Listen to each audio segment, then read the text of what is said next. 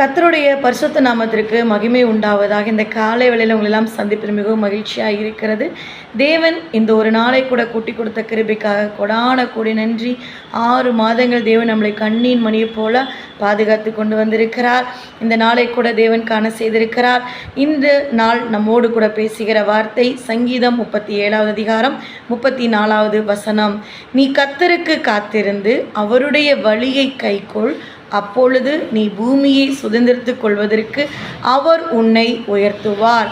நீ கர்த்தருக்கு காத்திருந்து அவருடைய வழியை கைக்கொள்ளுகிற உங்களையும் என்னை பார்த்து ஆண்டவர் சொல்கிறார், நீ எனக்காக, என்னுடைய வார்த்தைக்காக, என்னுடைய ஆசீர்வாதத்திற்காக காத்திருக்கிற மகளே மகனே, உன்னை நான் என்ன பண்ணுவேன் அப்படின்னா, நீ பூமியை சுதந்திரித்துக் கொள்வதற்கு நான் உன்னை உயர்த்துவேன் என்று ஆண்டவர் இன்று வாக்கு கொடுத்திருக்கிறார். வாக்கு கொடுத்தவர் உண்மையுள்ளவர். அவர் வார்த்தையை பிடித்து கொள்ளுங்க.